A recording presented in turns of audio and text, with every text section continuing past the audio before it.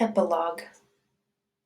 The pilot, who landed so suddenly in the lake, was a fur buyer mapping Cree trapping camps for future buying runs.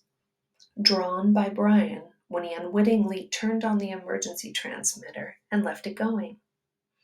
The Cree move into the camps for fall and winter to trap, and the buyers fly from camp to camp on a regular route. When the pilot rescued Brian, he had been alone on the L-shaped lake for 54 days. During that time, he had lost 17% of his body weight. He later gained back 6%, but had virtually no body fat. His body had consumed all extra weight, and he would remain lean and wiry for several years. Many of the changes would prove to be permanent. Brian had gained immensely in his ability to observe what was happening and react to it. That would last him all his life. He had become more thoughtful as well, and from that time on, he would think slowly about something before speaking. Food, all food, even food he did not like, never lost its wonder for him. For years after his rescue, he would find himself stopping in grocery stores just to stare at the aisles of food, marveling at the quantity and the variety. There were many questions in his mind about what he had seen and known, and he worked at research when he got back, identifying the game and berries. Gut cherries were termed choke cherries and made good jelly. The nut bushes where the fool birds hid were hazelnut bushes. The two kinds of rabbits were snowshoes and cottontails. The fool birds were ruffled grouse, also called fool hens by trappers for their stupidity. The small food fish were bluegills, sunfish, and perch. The turtle eggs were laid by a snapping turtle, as he had thought. The wolves were timber wolves, which are not known to attack or bother people. The moose, it was a moose.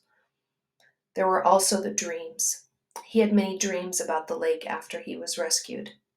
The Canadian government sent a team to recover the body of the pilot, and they took reporters who naturally took pictures and film of the whole campsite, the shelter, all of it. For a brief time, the press made much of Brian, and he was interviewed for several networks, but the furor died within a few months. A writer showed up who wanted to do a book on the complete adventure, as he called it. But he turned out to be a dreamer, and it all came to nothing but talk.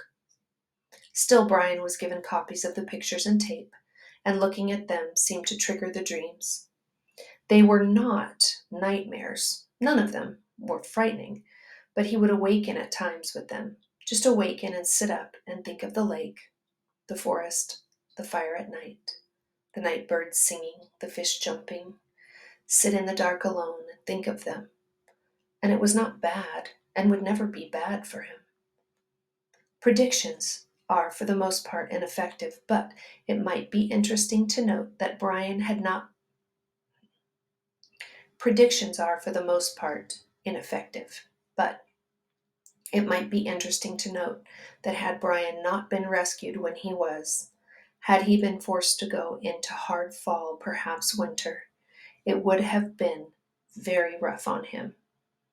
When the lake froze, he would have lost the fish, and when the snow got deep, he would have trouble moving at all. Game becomes seemingly plentiful in the fall. It's easier to see with the leaves off the brush. But in winter, it gets scarce and sometimes simply non-existent as predators, fox, lynx, wolf, owls, weasels, fisher, marten, northern coyote sweep through areas and wipe things out.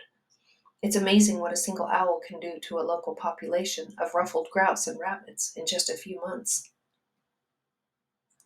After the initial surprise and happiness from his parents at his being alive, for a week it looked as if they might actually get back together. Things rapidly went back to normal.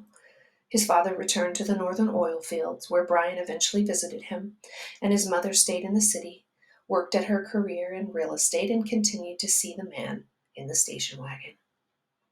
Brian tried several times to tell his father, came really close once to doing it, but in the end, never said a word about the man or what he knew, the secret. And that is the end of Hatchet. I hope you enjoyed it.